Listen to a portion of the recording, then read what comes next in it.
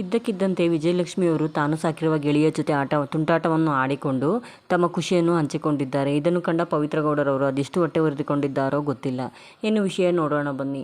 ವಿಜಯಲಕ್ಷ್ಮಿಯವರು ಇದ್ದಕ್ಕಿದ್ದಂತೆ ತಾನು ಸಾಕಿರುವ ಗಿಳಿಗಳ ಜೊತೆ ತುಂಬ ವರ್ಷಗಳಿಂದ ಕೇಸ್ ಇತ್ತು. ಆ ಕೇಸನ್ನು ಅಟೆಂಡ್ ಮಾಡುತ್ತಲೇ ಇದ್ದರು. ಆಗಾಗ ಅವರು ಕೋರ್ಟಿಗೆ ಹೋಗುತ್ತಲೇ ಇದ್ದರು, ಬರುತ್ತಲೇ ಇದ್ದರು. ಇತ್ತೀಚಿನ ದಿನಗಳಲ್ಲಿ ಅವರಿಗೆ ಅವರು ಹಾಕುವ ಸೋಷಿಯಲ್ ಮೀಡಿಯಾದ ಫೋಟೋಗಳಿಂದ ಅವರಿಗೆ ಹೆಬ್ಬಾವಿನಿಂದ ಸಂಕಟ ಬಂದಿತ್ತು. ಹಾಗೂ ಬಾತುಕೋಳಿಗಳಿಂದ ಸಂಕಟ. ತುಂಬ ವರ್ಷಗಳಿಂದ ಕೇಸನ್ನು ನಡೆಸುತ್ತಲೇ ಇದ್ದರು.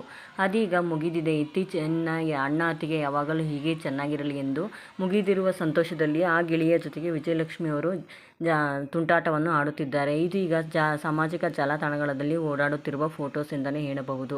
ಈ ಖುಷಿಯನ್ನು ಹಂಚಿಕೊಂಡ ವಿಜಯಲಕ್ಷ್ಮಿಯವರು ತಾನು ಸಾಕಿರುವ ಗಿಳಿಗಳ ಜೊತೆ ತುಂಟಾಟವನ್ನು ಆಡುತ್ತಿದ್ದಾರೆ. ಹಾಗಾಗಿ ಇದನ್ನು ಕಂಡು ಅದೆಷ್ಟು ಹೊಟ್ಟೆ ಉರಿದುಕೊಂಡಿದ್ದಾರೋ ಪವಿತ್ರ ಗೌಡರವರು ಗೊತ್ತಿಲ್ಲ. ಹಾಗಾಗಿ ವಿಜಯಲಕ್ಷ್ಮಿಯವರು ಯಾರು ಏನೇ ಅಂದುಕೊಂಡರೂ ತಲೆ ಕೆಡಿಸಿಕೊಳ್ಳದೆ ಆರಾಮಾಗಿ ಕೂಲಾಗಿ ತಾನು ಮೈಸೂರಿನಲ್ಲಿರುವ ವಿನೀಶ್ ಫಾರ್ಮ್ ಹೌಸ್ನಲ್ಲಿ ಆರಾಮಾಗಿ ಇದ್ದಾರೆ ಅಂತಲೇ ಹೇಳಬಹುದು. ಈ ಕೇಸೆಲ್ಲ ಮುಗಿದಿರುವುದರಿಂದ ವಿಜಯಲಕ್ಷ್ಮಿಯವರಿಗೆ ತುಂಬ ಸಂತೋಷವಾಗಿದೆ. ಈ ಸಂತೋಷದ ಸುದ್ದಿಯನ್ನು ಅವರು ಸಾಮಾಜಿಕ ಜಾಲತಾಣಗಳಲ್ಲಿ ಹಂಚಿಕೊಂಡಿದ್ದಾರೆ. ಹಾಗಾಗಿ ಇವರಿಗೆ ಯಾವಾಗಲೂ ಹೀಗೆ ಇರಲಿ, ತುಂಬ ಸಂತೋಷವಾಗಿರಲಿ, ಅತ್ತಿಗೆ ನೀವು ಯಾವಾಗಲೂ ಚೆನ್ನಾಗಿರಬೇಕು ಎಂದು ನೆಟ್ಟಿಗರು ಕಾಮೆಂಟ್ ಮೇಲೆ ಕಾಮೆಂಟ್ ಮಾಡುತ್ತಲೇ ಇದ್ದಾರೆ. ದರ್ಶನ್ ರವರು ತುಂಬ ಇತ್ತೀಚಿನ ದಿನಗಳಲ್ಲಿ ಯಾವಾಗೂ ಜೊತೆಗೇ ಇರುತ್ತಾರೆ.